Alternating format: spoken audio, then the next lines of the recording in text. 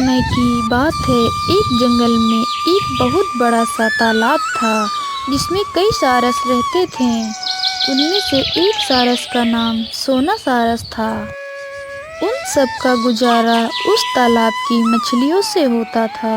उसी जंगल में एक लोमड़ी रहती थी। उसका नाम लाली लोमड़ी था। लोमड़ी अक्सर तालाब में पानी पीने जाती थी। कैसी हो लाली लोमड़ी बहन? बहुत ही अच्छी हूँ दोस्त सारस। और आप कैसी हो? और आज इतने सुबह सुबह ही मछलियों का शिकार कर रही हो? हाँ हाँ, सही कह रही हो। धीरे धीरे लोमड़ी और सारस के बीच दोस्ती हो गई। लोमड़ी और सारस अधिक समय साथ में बिताने लगे। सारस अपने दोस्त लोमड़ी को तालाब से मछलियाँ पकड़कर खाने के लिए देता। इस तरह इनकी दोस्ती बहुत गहरी हो गई। मुझे थोड़ी थोड़ी सी भूख महसूस हो रही है दोस्त सारस। अगर कुछ खाने का इंतजाम हो जाता तो बहुत ही अच्छा रहता। ठीक है दोस्त, ठहरो, अभी मैं इंतजाम करता हूँ। फिर सारस तालाब के अंदर मछली पकड़ने के लिए चला जाता है। ये लो दोस्त, मछली कैच करो। सोना सारस बहुत ही सीधा साधा था और जंगल में दूसरे जानवरों के प्रति उसका व्यवहार बहुत ही अच्छा था। लेकिन लाली लोमड़ी बहुत ही शैतान थी और चालाक भी। उसे दूसरों का मजाक उड़ाने में बहुत ही मजा आता था। इसीलिए वह दूसरों को परेशान करती रहती थी। एक दिन लोमड़ी के दिमाग में सारस को बेवकूफ बनाने का विचार आया। मेरे दिमाग में एक आइडिया आया है। क्यों ना सोना सारस को बेवकूफ बनाया जाए, उसे खाने पर बुलाकर उससे मजे लिए जाएं। दोस्त, मैं तुम्हें अपने यहाँ पर भोजन का निमंत्रण देने आया हूँ। कल तुम्हें दोपहर मेरे घर भोजन करने के लिए अवश्य आना होगा। अरे हाँ हाँ, क्यों नहीं, तुम बुलाओ मैं ना आऊँ, ऐसा हो ही नहीं सकता। सारस बहुत ही सीधा साधा था। उसने बिना सोचे समझे हाँ कह दिया। अगले दिन समय से लोमड़ी के घर पहुँच जाता है। दोस्त लाली, मैं आ गया। वाह वाह, क्या खुशबू आ रही है। आओ आओ सोना सारस, मैंने तुम्हारे हिसाब से तुम्हारी मनपसंद मछलियों का सूप बनाया है। अच्छा लोमड़ी बहन। अब भोजन के लिए जल्दी से चलो सोना सारस। अच्छा अच्छा, ठीक है दोस्त, मैं चलता हूँ। लोमड़ी ने जानबूझकर उसको सूप एक थाली में दिया।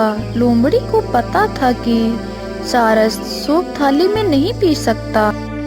बेचारे सारस ने अपनी लंबी चोंच से सूप पीने की बहुत कोशिश की, पर अपनी चोंच भिगोकर ही रह गया। लोमड़ी सारस को सूप पीते न देखकर मन ही मन अपनी ठिठोली पर बहुत खुश हुई। आह, क्या मजा आ रहा है। खाओ खाओ सोना सारस। क्या हुआ, सूप पसंद नहीं आया क्या? हा हा हा हा। नहीं दोस्त, ऐसी कोई बात नहीं है। दूसरी तरफ लोमड़ी अपनी जीभ से चाट चाट कर सारा सूप पिए जा रही थी। तब सारस बोला, अरे मित्र, यह तो बहुत ही स्वादिष्ट है।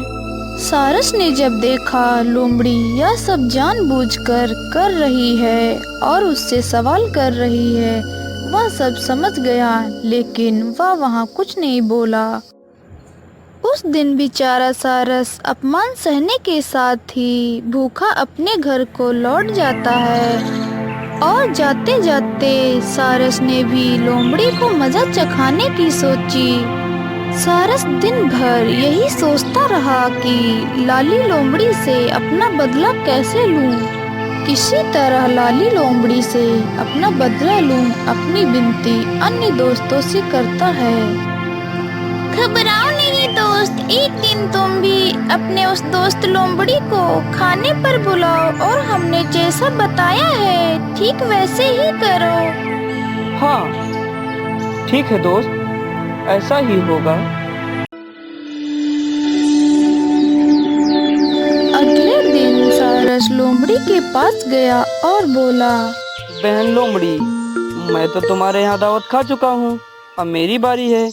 कल तुम्हें भी मेरे घर दावत पे आना होगा। ठीक है दोस्त, कल मैं तुम्हारे यहाँ दावत पे अवश्य आऊँगा। लोमड़ी ने सारस का निमंत्रण झट से स्वीकार कर लिया। दूसरे दिन लोमड़ी भी सारस के घर पहुंच गई। अरे वाह, क्या खुशबू आ रही है। सोना सारस, मैं आ गया। जब सारे मित्र आ गए तब सारस ने कहा, आओ आओ, सभी अंदर आ जाओ। अरे लोमड़ी बहन, मैंने तुम्हारे लिए मनपसंद केकड़े का सूप बनाया है। तभी तो कहूँ, कितनी अच्छी खुशबू आ रही है। अच्छा चलो दोस्तों, अब भोजन करना शुरू करो। वाह वाह वाह वाह वाह। सारस ने सुराही में सभी को सूप परोसा। सुराही का मुंह इतना छोटा था कि उसमें बस पतली चोंच ही जा सकती थी।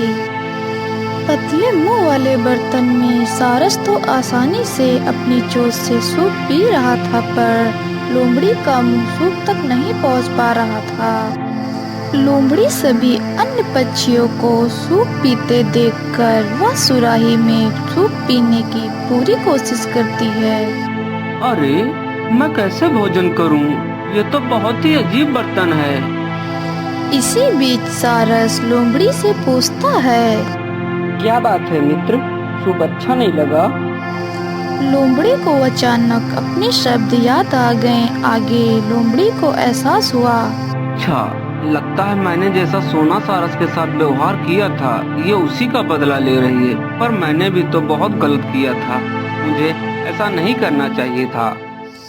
लोमड़ी कुछ नहीं बोली, मन ही मन अपनी किए पर पछताती रही। क्या बात है दोस्त, तुम भोजन क्यों नहीं कर रहे हो? मेरे अन्य साथी तो बड़े ही मजे से भोजन कर रहे हैं। इस पर लोमड़ी को बहुत शर्मिंदी महसूस हुई। दोस्त सारस, तुम लोग भोजन करो, मुझे भूख नहीं है। और हाँ, मुझे अभी अभी याद आया कि मुझे एक जरूरी काम से कहीं जाना है। इतना कहकर लोमड़ी वहाँ से भूखी ही शर्मिंदा होकर चली जाती है।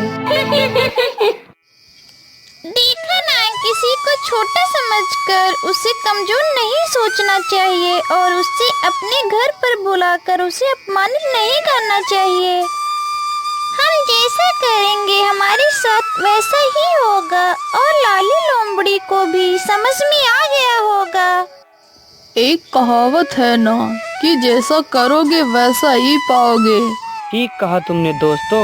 अरे हमें कभी भी अपने आनंद के लिए किसी का अपमान नहीं करना चाहिए।